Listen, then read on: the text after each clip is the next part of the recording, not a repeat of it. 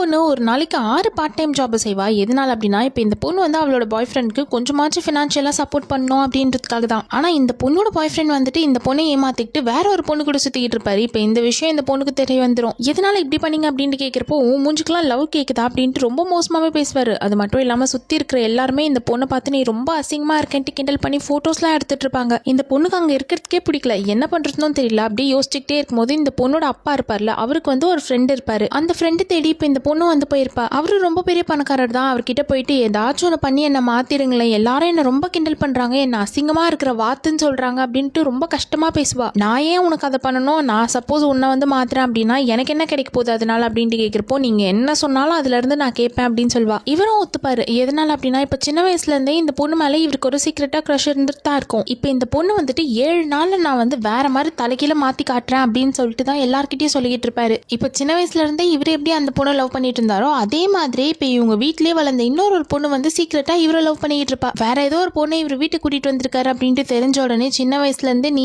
எனக்கு தான் அப்படின்னு சொல்லிட்டு நான் பார்த்து வச்சிருக்கேன், இப்போ என்ன நீ புதுசா ஒரு பொண்ணை கூட்டிட்டு வந்திருக்கே அப்படின்ட்டு கேட்பா. இவருக்கு கோவம் வந்து நான் என்னைக்குமே ஒன்னு அப்படி பார்த்தது கிடையாது, வெளியே போ அப்படின்னு சொல்லி அனுப்பி வச்சிருவாரு. முதல்ல ஒரு டீச்சர் வர வச்சிருப்பாரு. நீ நிக்கிறதும் சரியில்லை நடக்கிறதும் சரியில்லை, அதனால முதல்ல உனக்கு நான் நடக்கிறதுக்கு சொல்லித்தரேன், எப்படி அழகா நடக்கணும்ட்டு நான் இப்ப சொல்வேன், நான் பண்ணுவேன், அதே மாதிரி நீயும் பண்ணணும் அப்படின்னு சொல்லுவாங்க. ஒரு பெரிய ஹீல்ஸ் எடுத்து வச்சிருவாங்க. அந்த ஹீல்ஸை போட்டுட்டு நிக்கிறதே ரொம்ப கஷ்டமா இருக்கு. இதுல வேற அந்த பொண்ணை நடக்க சொல்றாங்க. அவளுக்கு சுத்தமா முடியல, ரொம்ப கஷ்டமா இருக்கு. ஒரு வாரம் வந்து அந்த ஹீல்ஸை போட்டு நடந்து நடந்து பிராக்டிஸ் பண்ணி டான்ஸ் பிராக்டிஸ்லாம் பண்ணதுக்கு அப்புறமா தான் இப்போ இந்த பொண்ணால வந்து நல்லாவே நடக்க முடியும். இப்போ இவர் வந்து பியானோ எப்படி வாசிக்கணும் அப்படின்ட்டு சொல்லி கொடுத்திருப்பாரு. அது மட்டும் இல்லாம வைன்லாம் எப்படி இருக்கும், எந்த வைன் எந்த டேஸ்ட்ல இருக்கும் அப்படின்னு சொல்லிட்டு சொல்லி கொடுத்திருப்பாரு. இப்போ இந்த பொண்ணுக்கு எப்படி எந்த வைன் இருக்கும் அப்படின்றது தெரிய வந்திருக்கும். இந்த பொண்ணோட பழைய பாய் ஃப்ரெண்ட் இருப்பார்ல, அவர் வந்து ஒரு பார்ட்டி மாதிரி அரேஞ்ச் பண்ணியிருப்பாரு. இந்த பொண்ணு வந்து அதுக்கு போயிருப்பா. ஹீல்ஸ் போட்டு நடக்க சொல்லி கொடுத்துட்டாரு, வைன் எப்படி இருக்கும்னு சொல்லி கொடுத்துட்டாரு, பியானோ வாசிக்கிறதுக்கும் சொல்லி கொடுத்தாச்சு. ஆனா இந்த பொண்ணோட அப்பியரன்ஸ் மட்டும் இன்னும் மாறவே இல்லை. எல்லாரும் மறுபடியும் இந்த பொண்ணை வந்து வாத்துன்னு தான் சொல்லிட்டு இருப்பாங்க. அதனால மறுபடியும் இந்த பொண்ணு வந்து அப்படி ரொம்ப பயந்து போயிட்டு காருக்குள்ளேயே ஓடி போயிருவா.